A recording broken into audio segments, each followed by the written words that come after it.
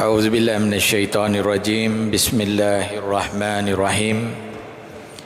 Assalamualaikum warahmatullahi wabarakatuh. Alhamdulillah thumma alhamdulillah wassalatu wassalamu ala Rasulillah wa ala alihi wa sahbihi wa man tabi'ahu wa mawalah. Rabbi shrah li sadri wa yassir li amri wa hlul 'uqdatam min lisani yafqahu qawli. Allahumma subhanaka la ilma lana illa ma 'allamtana innaka antal alimul hakim. Wa la haula wa la quwwata illa billahil aliyil azim. Rabbana iftah bainana wa baina qaumina bil haqqi wa anta khairul fatihin. Allahumma la sahla illa ma ja'altahu sahla wa anta taj'alul hazna idza syi'ta sahla, amma ba'd. Alhamdulillah, pertama-tama puji syukur kehadrat Allah Subhanahu wa taala kerana masih lagi memberikan kepada kita kesempatan dan keizinan dapat hadir bertemu di rumah Allah pada malam yang barakah ini. Mudah-mudahan kita akan sentiasa mendapat kurniaan rahmat dan keberkatan daripada Allah Subhanahu wa taala. Sebagai bahan pengajian pada malam yang barakah ini, kita akan melihat sepotong firman Allah taala di dalam surah Al-Imran ayat yang ke-31. Ayat ini merupakan ayat yang masyhur, ayat yang popular, ayat yang biasa didengar di mana-mana pun, yang mana Allah Subhanahu wa taala berfirman, A'udzu billahi minasyaitonir rajim. Qul in kuntum tuhibbunallaha fattabi'uni yuhibbukumullah wa yaghfir lakum dzunubakum wallahu ghafurur rahim. Yang bermaksud, kata Allah taala, katakanlah wahai Muhammad, jika kamu benar-benar mencintai Allah, ikutilah aku, nescaya Allah akan mencintai kamu dan mengampunkan dosa-dosa kamu. Allah Ta'ala Maha Pengampun lagi Maha Penyayang. Sadaqallahul Azim. Jadi ayat ini jelas menerangkan kepada kita tentang perkara-perkara yang perlu kita lakukan untuk meraih cinta Allah Subhanahu wa taala.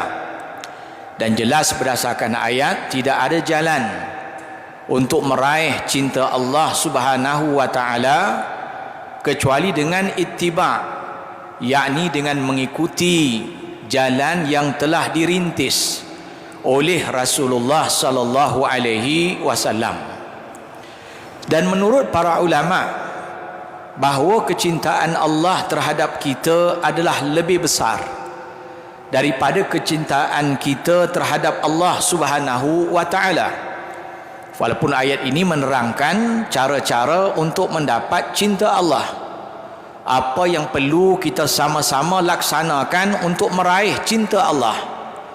Tetapi kita kena sedar satu hakikat, bahawa yang lebih penting adalah memasukkan diri kita di dalam golongan yang dicintai Allah, melebihi daripada berusaha untuk melakukan sesuatu dalam konteks menunjukkan cinta kepada Allah.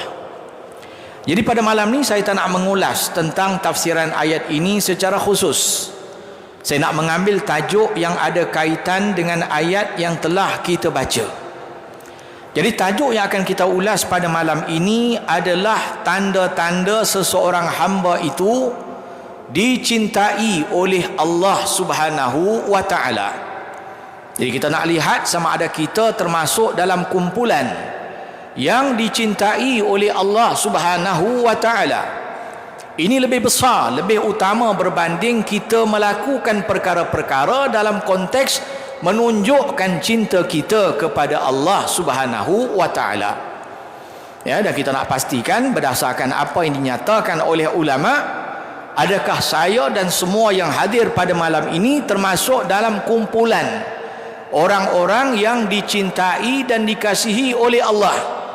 Kerana bagi setiap, kata ulama, orang-orang yang dicintai Allah, maka di sana ada tanda-tanda yang tertentu yang Allah Ta'ala kurniakan kepadanya. Jadi malam ni kita nak lihat satu persatu tanda yang telah dinyatakan oleh para ulama. Kalau ada kesemua tanda-tanda ini, maka yakinlah bahawa kita alhamdulillah berada di dalam kumpulan hamba yang dicintai dan dikasihi oleh Allah Subhanahu wa Ta'ala. Apakah tanda yang pertama yang menunjukkan bahawa saya dan semua termasuk di kalangan yang dicintai Allah? Kata ulama, yang pertama, Allah Ta'ala bila mengasihi seseorang hamba, mencintai seseorang hamba, maka akan diberikan kepada hamba itu taufik dan hidayah, sehingga hamba itu ada kekuatan dan kerajinan untuk beribadat dan melakukan taat kepada Allah Subhanahu wa Ta'ala. Ini tanda yang paling asas. Jadi artinya bila seseorang itu ada kekuatan untuk melakukan ketaatan kepada Allah, contohnya ibadah salat, ada keringanan, ada kemudahan, ada keselesaan dan mudah mengerjakan ibadah salat, itu tanda daripada tanda si hamba itu dicintai oleh Allah. Sebab tadi kan, bila Allah kasih dan cinta kepada seseorang hamba, maka Allah, kata ulama, akan mengurniakan kepada hamba itu taufik dan hidayah. Dengan taufik dan hidayah, maka hamba itu mudah-mudahan berjaya melaksanakan ibadah dan ketaatan kepada Allah. Dan kalau kita lihat dalam konteks yang lebih mendalam, apa perbezaan di antara hidayah dan taufik, atau biasa kita sebut sebagai taufik dan hidayah? Maka hidayah dan taufik ini mempunyai pengertian yang berbeza. Diawali dengan hidayah. Jadi apa pengertian hidayah? Menurut para ulama secara ringkas, hidayah itu adalah ilham yang Allah campakkan ke dalam hati seseorang sehingga ia merasakan ada kemahuan untuk melakukan ibadah kepada Allah. Itu perasaan. Bila Allah Ta'ala campakkan hidayah ke dalam hati seseorang hamba, maka terdetik di dalam hamba itu, di dalam hati hamba itu, yang dia mahu melakukan ketaatan kepada Allah. Itu namanya hidayah. Yang kedua namanya taufik. Taufik ini adalah keizinan Allah, kata ulama, sehingga si hamba yang telah diberikan hidayah itu berjaya melakukan ketaatan yang dia inginkan. Itu taufik. Dan menurut para ulama, setiap orang yang diberi taufik pasti diberikan hidayah. Dan orang yang dikurniakan hidayah belum tentu dikurniakan taufik. Contoh apa? Saya bagi contoh ringkas. Katalah tadi petang kita berniat maghrib ni nak datang ke Al-Khairiyah menunaikan solat maghrib secara berjemaah. Itu niat terdetik dalam hati. Itu namanya hidayah. Kemudian alhamdulillah maghrib saja kita dah sampai di sini, berjaya menunaikan solat fardu maghrib secara berjemaah, maka Allah juga bukan sekadar menganugerahkan hidayah, tapi turut menghadiahkan taufik. Maka dengan taufik itu kita berjayalah tunaikan solat maghrib secara berjemaah. Kategori yang kedua, siri yang kedua, contoh yang kedua, orang tu tadi maghrib ada niat nak datang ke masjid bagi menunaikan solat fardu maghrib secara berjemaah. Itu niat dia, itu namanya hidayah. Tiba-tiba masuk saja azan maghrib, ada pula urusan-urusan yang lain, sehingga dia gagal hadir ke masjid untuk menunaikan solat maghrib secara berjemaah. Jadi apa maknanya, kata ulama? Dia diberikan hidayah tetapi tidak diberikan taufik oleh Allah Subhanahu wa Ta'ala. Jadi bila Allah sayang, Allah kasih cinta kepada seseorang hamba, yang saya sebut tadi berdasarkan ayat 31 suratul Imran, tidak ada jalan untuk mendapat cinta dan kasih Allah, perlu ditanamkan di dalam diri kita masing-masing. Tidak ada lebih besar di dalam hidup ini melainkan memastikan diri kita termasuk di kalangan yang dicintai dan dikasihi oleh Allah, Jadi apa tanda pertama seseorang itu dicintai dan dikasihi oleh Allah? Allah Ta'ala, kata para ulama, akan mengurniakan kepadanya hidayah dan taufik sehingga dia mudah melakukan ketaatan kepada Allah Subhanahu wa Ta'ala. Jadi kita yang hadir pada malam ini, puji Allah, bersyukur kepada Allah kerana dapat melaksanakan ibadah. Mudah-mudahan saya dan semua yang hadir pada malam ini termasuk dalam kumpulan hamba yang dicintai, yang dikasihi oleh Allah Subhanahu wa Ta'ala. Sebab itu disebut di dalam sepotong hadis yang sahih riwayat At-Tirmizi, Ahmad, Ibn Hibban dan Al-Hakim. Kata Nabi SAW kepada para sahabat, "Idza aradallahu bi'abdin khairan ista'malahu faqila kaifa yasta'miluhu ya Rasulullah?" Qala yuwaffiquhu li'amalin salihin qabla al-mauti. Kata Nabi SAW, bila Allah Ta'ala menyukai seseorang hamba, bila Allah nak mengurniakan kebaikan kepada seseorang hamba, maka Allah Ta'ala akan memberikan kepadanya kesempatan untuk beramal. Bila Allah sayang kepada seseorang hamba, maka Allah Ta'ala yang maha berkuasa akan mengurniakan kepada si hamba itu kesempatan untuk beramal. Ni rezeki ni tuan-tuan. Ya, boleh datang, boleh puasa, boleh baca Quran, boleh hadir kuliah. Ini kesempatan yang mutlak diberikan Allah. Bukan sebab kita balik pejabat awal. Ya, kenapa datang ke masjid? Kebetulan jalan tak jam. Bukan. Hakikat kerana Allah Ta'ala sayang kepada hamba tersebut. Kerana sayangnya Allah kepada hamba tersebut, dia mampu beribadah kepada Allah. Sekeliling kita sebagai bukti kan. Berapa ramai orang yang sibuk, berapa ramai orang yang dihimpit dengan berbagai urusan, masih mampu melaksanakan taat kepada Allah. Ya, ada ramai juga sekeliling kita orang yang diberikan dengan keselesaan kelapangan masa gagal untuk beribadah kepada Allah. Apa buktinya? Buktinya peluang beribadah mutlak daripada Allah. Bukan sebab jalan tak jam, bukan sebab cuaca tak hujan, bukan sebab kebetulan hari ini hari cuti saya, bukan. Berapa ramai yang cuti tak datang pun. Nampak ya? Kebetulan jalan tak jam ustaz. Berapa ramai yang balik jalan tak jam, boleh berlari atas jalan tak sampai pun. Ya, kebetulan hari ini sihat sikit kot. Tak, berapa ramai yang sihat walafiat masih di padang futsal. Rezeki beribadah daripada Allah. Sebab itu kata Nabi kepada sahabat, bila Allah Ta'ala nak memberikan kebaikan kepada seseorang hamba, ista'malah, maka Allah akan berikan dia kesempatan beramal. Qila kaifa yasta'miluhu ya Rasulullah? Kami nak faham lebih lagi, macam mana kesempatan yang diberikan Allah itu, wahai Rasulullah? Kata Nabi SAW, yuwaffiquhu li'amalin salihin qabla al-maut. Dengan Allah Ta'ala memberikan dia kesempatan melakukan amal saleh sebelum daripada dia meninggal dunia. Ya, makna peluang-peluang beribadah ni tuan-tuan, memanglah meninggal tu tak tahu bila kan. Maksudnya peluang dapat melakukan ibadah itu satu kesempatan. Kenapa Allah berikan kesempatan? Sebab Tuhan sayang. Kalau Tuhan tak sayang, tuan-tuan tak sampai ke masjid ni. Kalau Tuhan tak sayang, lengoh lutut duduk dengan kuliah ni. Nampak ya? Kalau Tuhan tak sayang, takkan mampu angkat mushaf yang ringan dah baca. Kenapa boleh? Kenapa boleh? Kenapa boleh? Sebab Tuhan sayang. Dengan sebab dia sayang, dia berikan kekuatan. Kekuatan tu namanya taufik, namanya hidayah. Jadi itu tanda pertama kata ulama, bila Allah sayang dan kasih kepada seseorang hamba, dan jalannya pasti rujuk ayat 31 suratul Imran. Nampak ya? Bila Allah kasih dan sayang kepada seseorang hamba, maka Allah Ta'ala akan memberikan kepadanya taufik dan hidayah sehingga dia mampu melakukan ibadah. Itu yang pertama. Yang kedua kata ulama, tanda Allah kasih cinta kepada seseorang hamba, Allah akan memeliharanya daripada dikuasai dan dirosakkan oleh dunia. Mana di mana pun dia berada, dia selamat. Dia takkan terjebak di dalam melakukan dosa dan maksiat. Walaupun dia dikelilingi oleh penyangak dan penyamun, tetapi dia kekal menjadi orang yang saleh salihah. Dunia ni takkan mampu nak merosakkan dia. Dunia ni makhluk, ya, dia pun makhluk.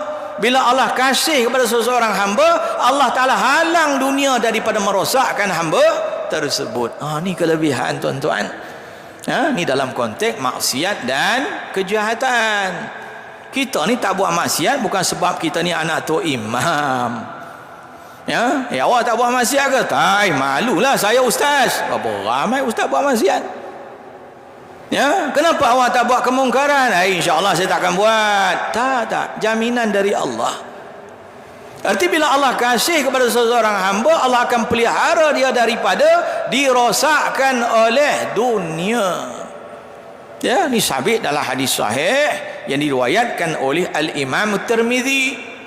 Apa kata Nabi? Kata Nabi SAW, "Idza ahabballahu 'abdan", apabila Allah Ta'ala kasih kepada seseorang hamba, hamahud dunya, Allah Ta'ala akan mengawal dia dari kerosakan dunia. Hamahu bermakna himayah. Allah Ta'ala akan himayahkan dia. Himayah ni kalau dalam konteks bahasa moden dipanggil pengawal pengiring lah, tu himayah, bodyguard. Sebab tu himayah. VVIP ada himayah. Nak dekat dengan seorang pemimpin tak boleh sebab ada himayah. Himayah ni pengawal. Jadi kata Nabi dalam hadis sahih riwayat Tirmizi ini, "Idza ahabballahu 'abdan", bila Allah kasih dan sayang kepada seseorang hamba, hamahud dunya, Allah yang akan jadi pengawalnya. Ni tak perlu manusia dah. Hamahud dunia, Allah Ta'ala akan mengawasi dia daripada kejahatan dunia. Sebab dunia ni lah dahsyat tuan-tuan. Sebab tu kita jangan berbangga, saya ni orang belajar, saya ni orang saleh, saya ni rajin. Tak. Dunia ni tuan-tuan, kalau kita tak ada pertolongan inayah daripada Allah, kaki bawah, kaki atas, kepala bawah. Maksud macam tu. Tak pedulilah awak sehebat mana pun, dunia ni tuan-tuan, dia punya liar, dia punya buas, dia punya ganas. Tak ada orang boleh berbangga dengan, tak apa ustaz, iman saya kuat. Jangan. Tak ada orang boleh mengatakan, tadi saya dah sembahyang sunat dah, insya-Allah saya tak ada kekuatan kecuali Allah. Bila Allah kasih kepada seseorang hamba, kata Rasulullah, hamahud dunya, Allah akan jaga dia daripada dunia yang merosakkan dia. Inilah keselamatan kita tuan-tuan. Kemana pun kita pergi, dengan siapa kita berkawan, insya-Allah selamat. Pasal apa selamat? Sebab kita ni kuat iman ke? Bukan. Sebab Tuhan jaga. Harinya cakap tuan-tuan, kalau kita bekerja di jabatan kita, bukan semuanya baik. Rakan sepejabat kita bukan semua jujur dan amanah. Kita bergaul dengan ramai orang, bukan semuanya berintegriti. Nampak Kalau kita tak kuat tuan-tuan, kita jadi macam mereka. Ini pengalaman, perkongsian yang diceritakan oleh ramai orang. Saya dulu tak macam ni ustaz, ni kawan punya pasal lah. Nampak? Saya dulu di kampung selamat, dah datang Kuala Lumpur ni jahanam. Dia pakai istilah jahanam. Jahanam tu mana teruk lah tuan-tuan. Itulah saya ingatkan, saya ni boleh jaga diri, tak dapat.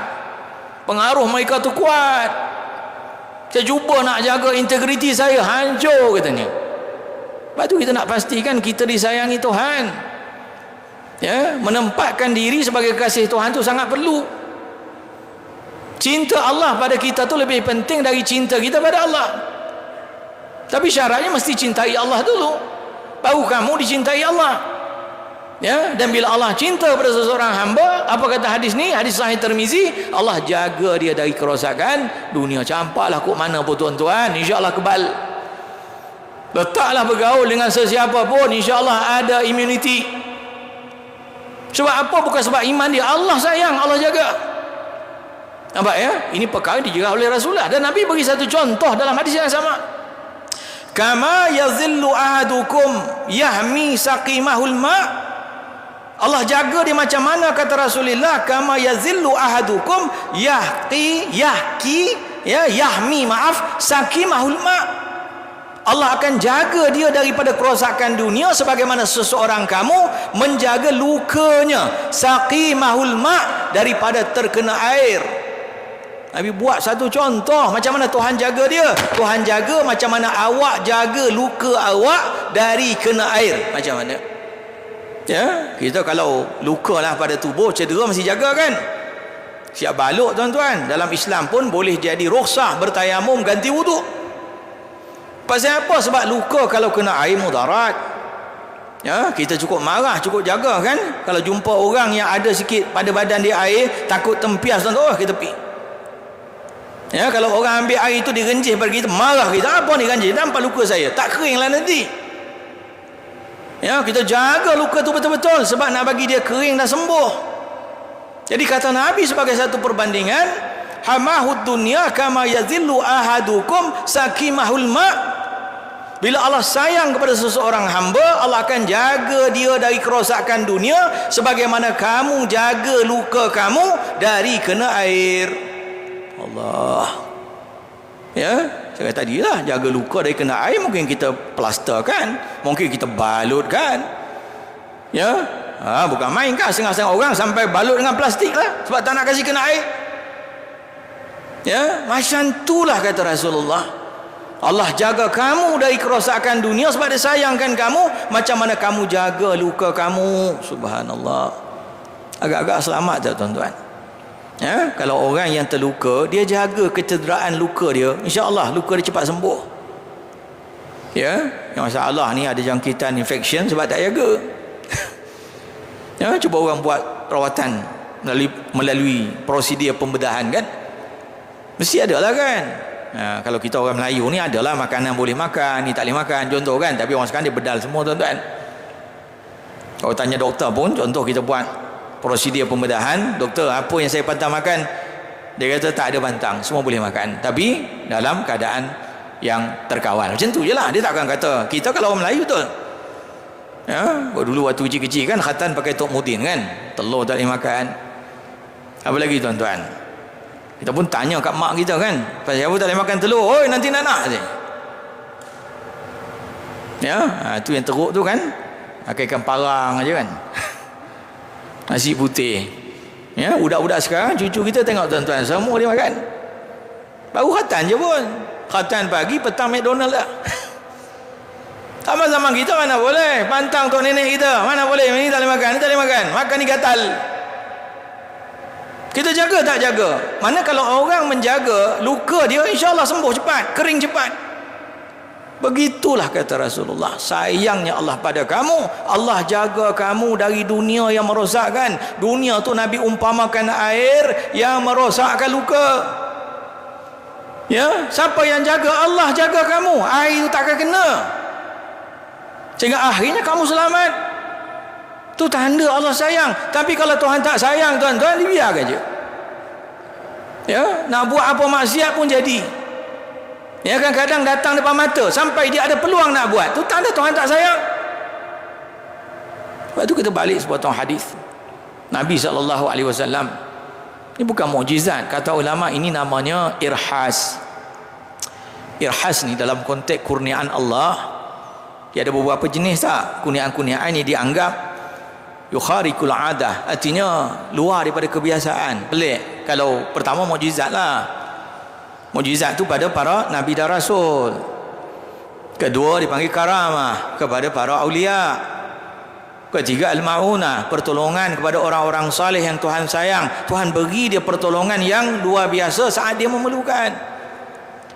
Yang keempat namanya irhas. Irhas ini satu kurniaan Allah kepada bakal-bakal calon-calon nabi dan rasul. Dia belum jadi rasul. Kalau jadi rasul namanya mukjizat. Tapi bila dia tu adalah calon rasul, Allah kurniakan irhas, kata ulama. Banyaklah kisah-kisah yang berkaitan dengan tanda-tanda ni rasul ni.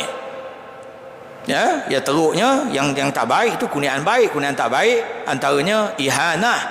Ihanah ni Allah kurniakan, Allah berikan untuk menghinakan. Contoh Musailamatul Kadzab, dia mengaku nabi waktu nabi masih hidup.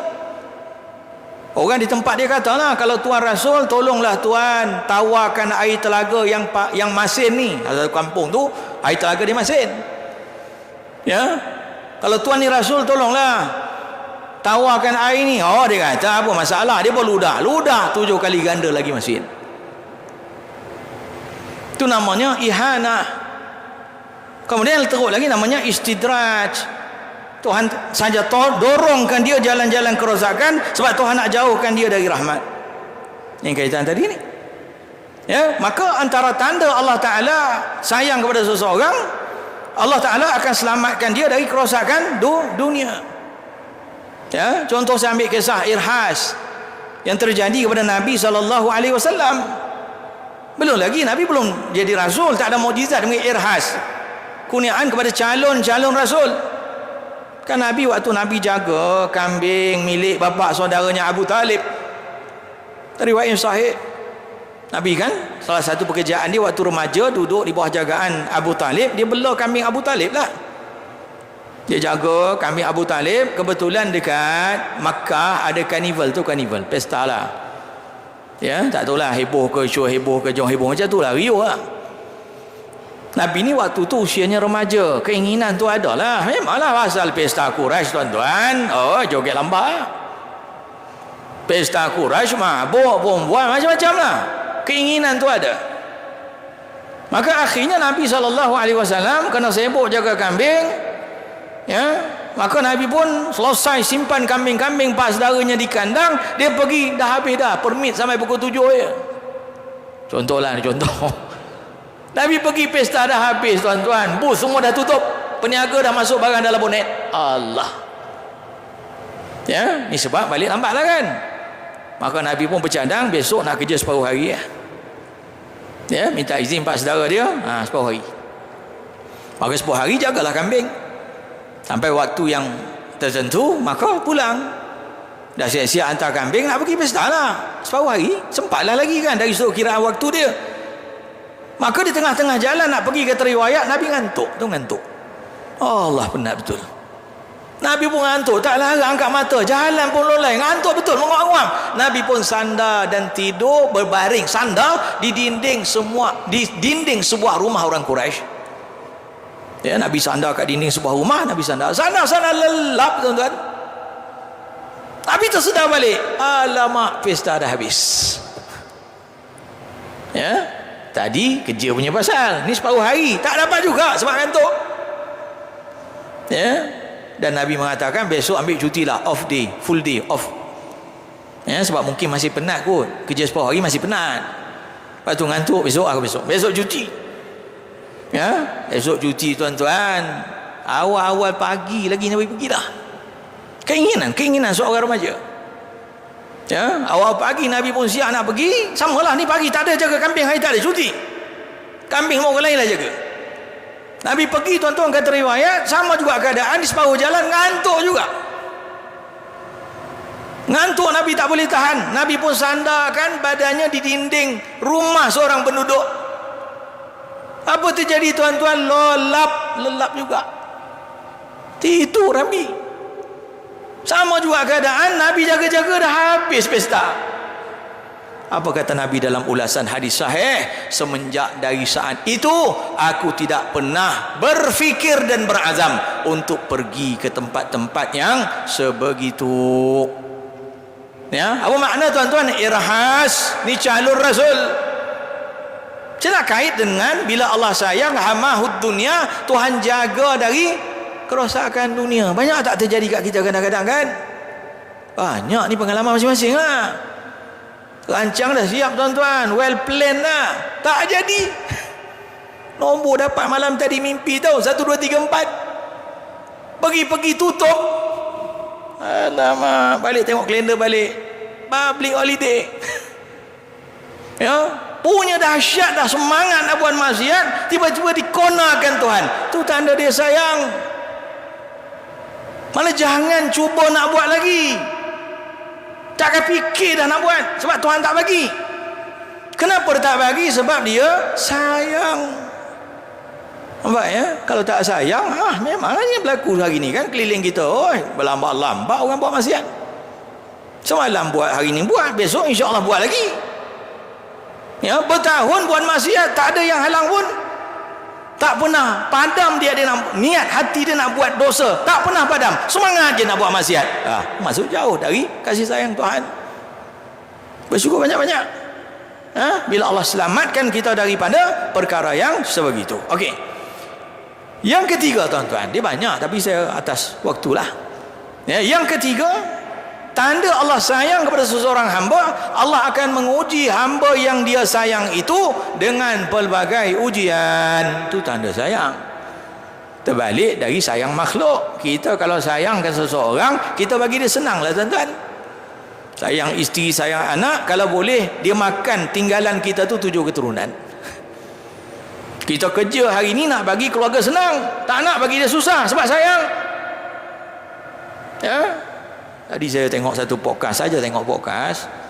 Dia panggil Atuk Grab tajuk podcast tu. Saya ingat dia ni penghantar apalah. Pemandu kot, motor penunggang ataupun penghantar Grab yang paling tua lah kot, 70-an dah. Atuk Grab nama dia.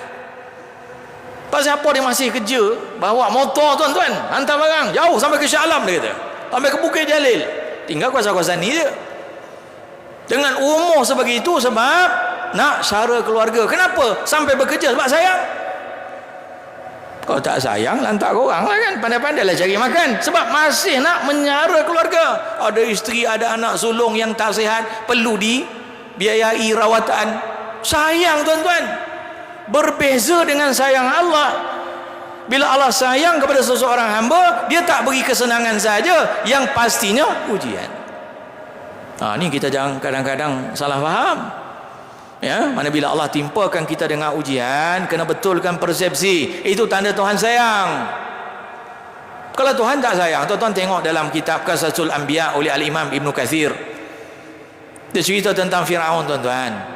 Fir'aun ni kata Imam Ibn Kathir, tak pernah didatangi oleh Az-Zukam. Az-Zukam ni selsema. Fir'aun tak pernah selsema tuan-tuan. Dia tak kenal Piriton, Clarines, tak kenal. Obat-obat tu tak kenal. Pasal apa dia tak pernah selsema? Sehat maksudnya. Tak pernah sakit. Bila tak pernah sakit, maknanya senang dan senang. Akhirnya dia kata aku Tuhan. Saya bagi laluan pada azan kan.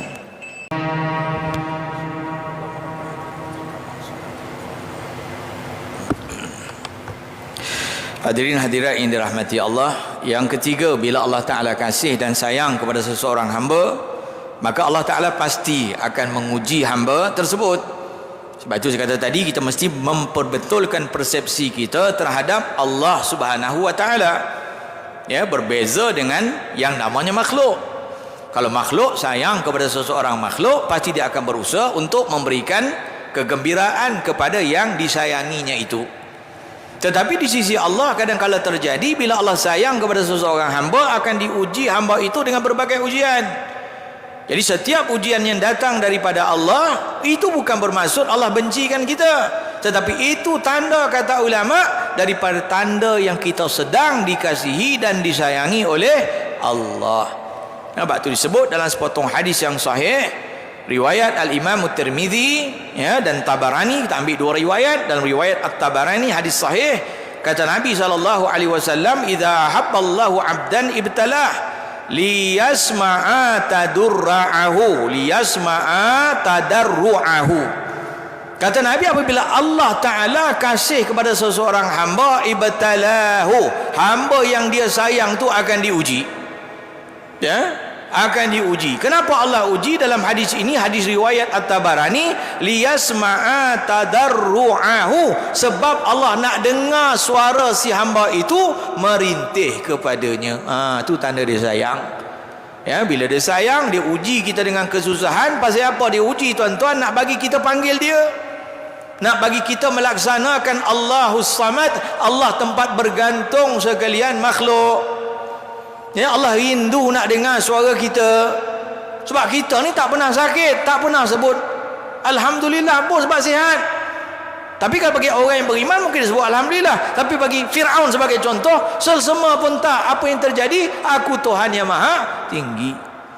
Maka dalam hadis Tabarani ni, bila Allah sayang kepada seseorang hamba, ibtalahu, Allah akan uji si hamba itu. Apa hikmah di sebalik ujian? Sebab Tuhan nak dengar tadarru'ahu. Tuhan nak dengar suara hamba itu tadarru' pada Tuhan. Lepas tu kita kena betulkan persepsi. Bila kita diuji Allah dengan berbagai ujian, dekatilah Allah. Bila diuji Allah dengan berbagai ujian, hampiri Allah. Banyakkan beribadah kepada Allah, sebab Tuhan nak dengar kita ni. Ya, sebab tu tersebut dalam sepotong hadis yang lain, hadis kursi. Riwayat Imam Tabarani juga daripada Abi Umamah radhiyallahu taala anhu, kata Nabi sallallahu alaihi wasallam, yaqulullahu taala li malaikatihi intaliku ila abdi fasubu alaihi albala'a sabba inni uhibbu an asma'a sautah. Kata Allah Subhanahu wa taala kepada malaikat, ni hadis kursi. Allah kata dekat malaikat, intaliku ila abdi, kamu wahai malaikat pergi kepada hamba-Ku itu, fasubbu alaihil balaa sabba. Wahai malaikat, ni alamatnya, kamu pergi kepada hamba-Ku fulan bin fulan, kamu timpakan kepadanya ujian. Fasubbu alaihil bala, timpakan kepadanya bala sabba, yang kau punya, kata Tuhan. Ya Allah, sabar tu makna bukan sikit-sikit punya ujian. Bukan setakat sakit lutut tuan-tuan, sakit sungguh. Ya, bukan setakat hilang selipar, hilang harta. Bukan sikit-sikit. Fasubbu alaihil balaa sabba, kata Allah. Timpakan kepada hamba itu bala, ujian yang betul-betul ujian. Ya, ambil hikmah. Apa sambungan hadis? Inni uhibbu an asma'a sautah. Sebab aku, hai malaikat, rindu nak dengar suara hamba itu. Sebab dia dah lama tak sembahyang, dah lama tak baca Yasin, dah lama tak sembahyang hajat. Kau bagi sikit kat dia. Pasal apa kau bagi kat dia? Aku rindu nak dengar suara dia. Sabit dengan hadis tadi kan. Sebab Tuhan nak dengar hamba tu liyasma'a tadurra'ahu. Sebab Tuhan nak dengar dia tadarru' pada Tuhan. Dia apa motivasinya di sini? Kalau ditimpa dengan ujian, cari Tuhan. Jangan jauh dari dia. Sebab tujuan, sebab dia nak dengar kita. Hadis kursi kata tadi, dia rindu pada kita. Sebab kita ni kau tak sakit tuan-tuan, ya alam pun belakang, hentak kaki ke bumi. Tapi kalau kena gawat tengok, tak Allah mula, ya Allah, Allah, Allah, Allah. Bila ditimpa dengan kesusahan, lintang pukang cari Tuhan. Kasih kita bulan lepas saya cerita apa. Abang Semana kena serang orang minyak dulu kan. Tiap-tiap malam baca Yasin. Saya terima kasih pada orang minyak tu. Ya, kalau tak ada orang minyak tuan-tuan, entah Yasin ke mana, dia ke mana. Allah hantar ujian hantulah. Orang minyak tu kategori hantulah. Semua rumah baca Yasin. Ya Allah. Ya, sebab Tuhan rindu nak dengar suara. Hantar ni satu musibah. Bila kena musibah baru tengok. Lepas tu kita tengok. Tapi baguslah. Bagus tuan-tuan. Sikap bila ditimpa ujian, kembali pada Allah, satu sikap yang bagus. Sebab tadilah mengambil kesempatan untuk mendekati Tuhan. Itu hikmah tadi kan. Sebab tu kita balik dalam pengajian ilmu tauhid. Takdir kan. Ada takdir baik, ada takdir buruk kan.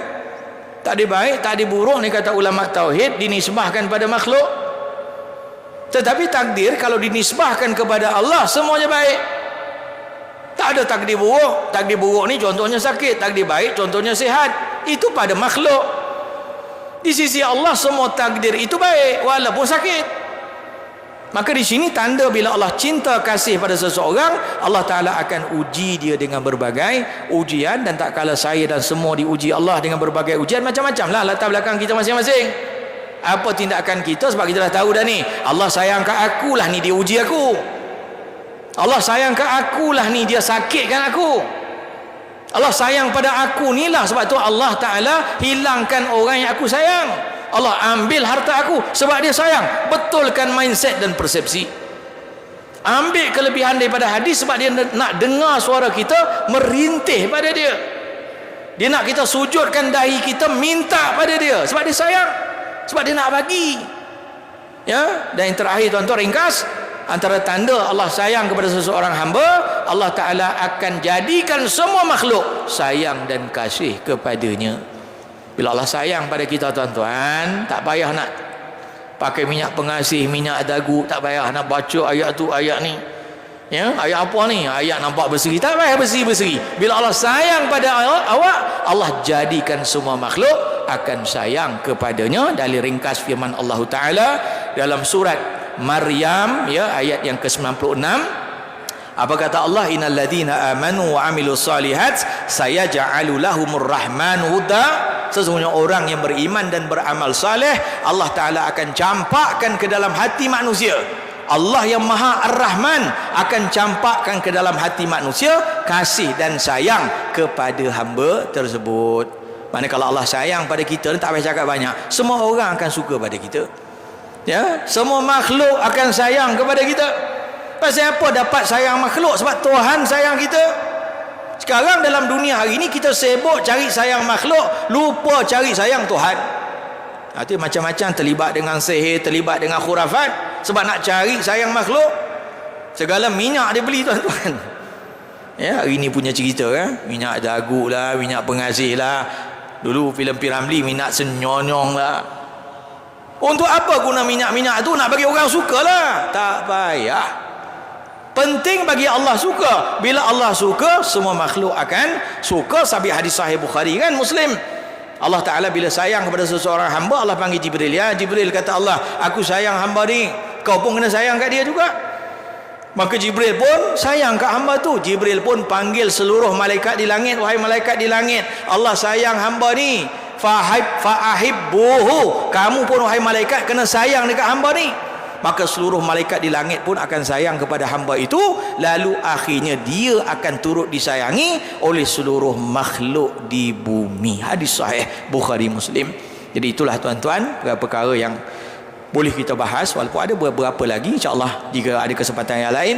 Ya, cuma kita ambil ringkas, ya, cara nak mendapat cinta Allah pada kita tak lain dan tak bukan ittiba' rasul, ikutilah Nabi SAW. Ya, akidahnya, ibadahnya, akhlaknya, ya, perkataannya, perbuatannya, insya-Allah kita akan dikasihi oleh Allah. Bila Allah kasih kepada kita, itulah tadi tanda-tanda yang akan dikurniakan kepada kita. Jadi bila kita ada tanda-tanda saya nyatakan tadi, yakin ya bahawa kita termasuk dalam kumpulan sasaran cinta Allah Subhanahu wa taala. Teruskan.